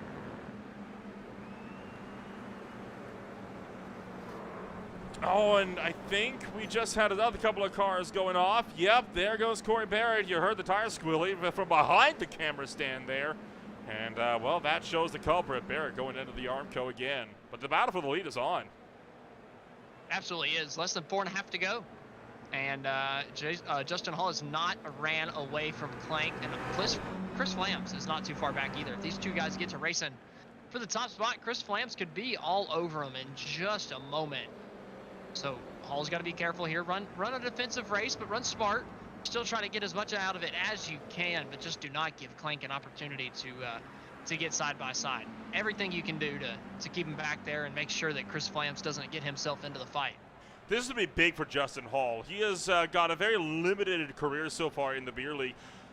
He only started racing last season, but right now he only has 2 top 10s to his name. His highest finish was 9th. That was last season at Long Beach. This could be big. He is gunning for his first win, but the last lap, Clank was almost a 2.5 seconds faster. Clank picking into that lead. 2 laps to go. What can Justin Hall do? Like you said, very limited action here in the beer league. Coming in, challenging up at the front of the field here tonight. And hanging on against one of the fastest out. I mean, Alexander Clank has been super quick ever since he came into the league about a season ago, and well, Justin Hall's bringing the fight to him. And both of these drivers, remember, are on wet weather tires, and they are still lapping a second quicker than Bueller in 16th place. It was not worth the gamble to go to slicks. It just wasn't. And right now, Hall trying to see what he can do as he struggles to keep Alexander Clank at bay. This is an almighty dogfight we've got here in the final 3 minutes. Yeah, Clank really diving down into the corners, looking like he's trying to get everything he can on entry. Not really doing them too well, though, because Justin Hall's just pulling it back out on exit. Typically, you see it the other way around. The leading car maybe trying to do a little bit too much, getting into the corner, getting put off by the guy chasing him down, but Justin Hall's held strong so far. He sure has, and I mean, this is really showing like this is going to be, I think, a huge event here for Hall as he tries to finally put some much-needed points on the boards. 0.7 of a second. Clank so far has not been able to close. I think that spray that Hall's throwing up might right now be the kink in the bottle that Clank is trying to battle through as he tries to get some vision to spot Hall's breaking points. 1 lap to go right here. Justin Hall going to be taking the white flag. Who's it going to be?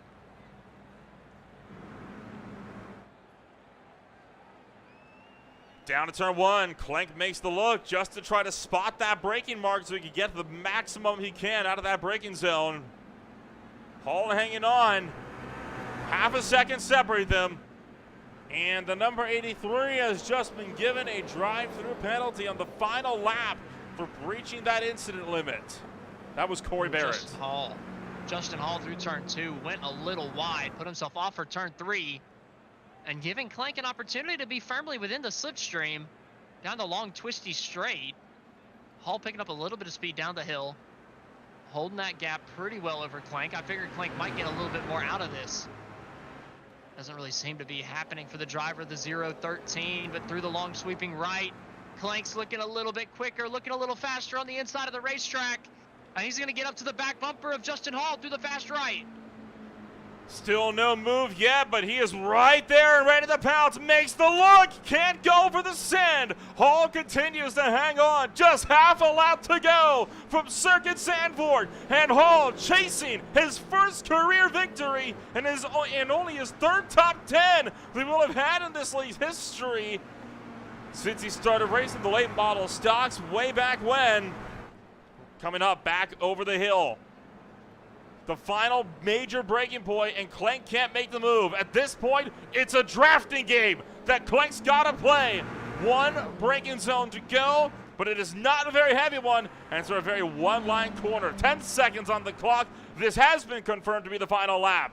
Clank seems to get set on the run, a little bit better on the line, but bobbles on the exit. Up to 4/10. Here comes Hall, making his way through the final corner, and Justin Hall takes his maiden win in the beer league.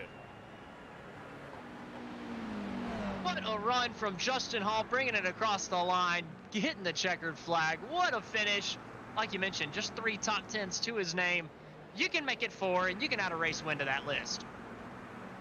Battle's still on for 16th on down. Tyler Augustino trying to fend off Alexander Hammonds. They're beating and banging ahead across the line. An all-out drag race for several drivers, and Augustino hangs on against Hammonds as one by one battles trickle across. What a drive, and here's the party.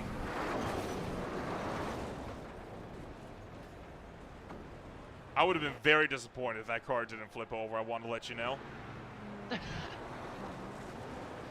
Not the beer league if you don't see at least 20 flips on the night. There we go. There's the party that we've all come to know and love. Watch out for the wheels. While all of that is going on, there was an actual racing crash on the final lap between Brian LeBlanc and Ethan Condi. This is what happened. Looking like LeBlanc may have... Oh, no, Condi with a lunge and went in way too deep. Came to expect it over the night, though, to be fair. I mean, this racetrack lended itself to some pretty crazy racing all night long. I mean, not really too surprised to see a couple guys mixing it up there on the last lap. And with all of that said and done, we are through. We have got the final results ready for you here this time by. Let's take a rundown of those official results now for the main event of the Dutch Rudder Razzle-Dazzle. Taking home the victory at the end of the night, it is Justin Hall taking his first ever win with Alexander Clank in second. Chris Flamins was in third, Hannigan fourth, Ronenberg fifth, John Combs, Duncan McCamick, Brooks Clayton, Tom Bedole, and Ben Williams round out the top 10. 11th place was Evan Campbell. Chris Brighton 12th. Ron Wolf 13th. Adam Jackson 14th. Jeremy Castro rounds out the top 15 with Tyler Augustino in 16th. Alexander Hammonds in 17th. 18th is Alexander Bueller with Ryan Verholst in 19th. And Giovanni Romano rounds out the top 20. 21st place holds Aaron Thacker alongside Adam Klein. Shane Cameron finishes this race at 23rd with Bear Morton at 24th. Darren By 25th. Jonathan Lefebvre 26th. Jacob Noyes, Adam Joseph Mailhot, Stefan Purcell, and Steve McClendon will bring home the top 30. Jason L. finishes in 31st. Austin Tucker in 32nd. Brian LeBlanc 33rd. Ethan Condi, Matthew Dupuis round out the top 35. Tanner Klein in 36th. Alice Harrison 37th. Corey Barrett 38th. Alex Cofford 39th. And Josh Freed round out the top 40 with Dylan Fisher, Michael Derby, Ryan Murphy, Kyle Smith, and Graham Jordan rounding out the 45-car field. So that is it then. All racers across the line, and we have got another one in the books this afternoon. Let's take a rundown and give a chit-chat, of course, here to all of the folks that finished this race here up on the podium as we'll see if we can track down Mr. Justin Hall himself as the number 64 will take it home. And well, for Justin, welcome to Victory Lane. Hi, yeah, thank you. Was not expecting that. Kind of walk us through these final 10 minutes or so. At what point did you realize you were going to be one of the main front runners throughout Circuit Zandvoort tonight? I would say when I was able to pit just at the halfway point, I felt pretty confident once the caution came out that I would have the position, or have enough fuel. And so from there, I was just kind of sticking with it and felt pretty good when after all the pits cycled out, that I was P2. So didn't want to jinx anything though. Well, for you, this is your first race win of the season. It's your first top 20 of the season as well. Of course, 2 top 10s prior, both coming from the late model stocks. Looking like there's been some work going in for this race. What work are you going to have to do to make sure that you can keep on ticking up these strong finishing positions going forward? Thanks. Yeah, I definitely feel a lot more confident in this car than I ever did in the late model stock. I mean, I own a 2016 version of this car, so I have some experience. Sadly, doing some try-hard practice on Mondays is probably what I'm going to need to do to keep these finishes consistent like this. Well, practice makes perfect, and we'll see how things are going to pan out for you. We will watch your career with great interest. Congratulations on taking your maiden win, and we'll see you in 2 weeks. All right, thanks again. See you guys. Justin Hall joined us after taking his first race win here this afternoon from the Netherlands. That takes us on down to the driver that finishes number 2, and Austin is standing by with Alex Clank. Yeah, Alex, good finish from you tonight, finishing in second, just about getting to the back bumper of Justin Hall. What more did you maybe need out of the old 013 to maybe be able to challenge him? Well, not getting a penalty for an unsafe pit entry would have been helpful, but that's what it is. I got lucky coming back on the safety car, so it is what it is. But Justin drove well at the end, and it's hard to overtake there, so not much I could have hoped for. How was it running in the changing conditions tonight? I know it's back-to-back weeks that y'all have kind of had this going on, but how was it around this kind of racetrack where there's just not really any runoff room? Yeah, it's interesting. It's sort of harder in a way once it starts to get dry because you haven't practiced in that condition, which is sort of maybe backwards of how you would expect it to be. But you have to start taking a different line, and it's kind of experimental, but that's also fun and really enjoyable. Well, Alex, we noticed you were fast all night. You were fast in the wet, fast in the dry. How much practice do you put into these things week in, week out once the track gets announced? Or you just come in here guns a-blazing with no practice? Yeah, I mean, I've just shown up on the Wednesday nights and taken the time that we have before the race, and we have the heats, and so there's plenty of time, I think, to get to grips with what's going on. Well, Alex, congratulations on the P2 here tonight. Who do you have to thank? Oh, I have to thank Justin, I guess, for the fun racing at the end, and everyone else who made another great Wednesday night. Well, Alex, thanks for coming up and talking to us, and congratulations once again for finishing up on the podium. Thank you. All right, that was second place finisher Alexander Clank. Next up, Nolan is going to bring down our third place finisher, Chris Flams. Is what I would like to do if I could find him. Oh, no. Which I cannot. So I lied. We're not pulling in Chris Flams.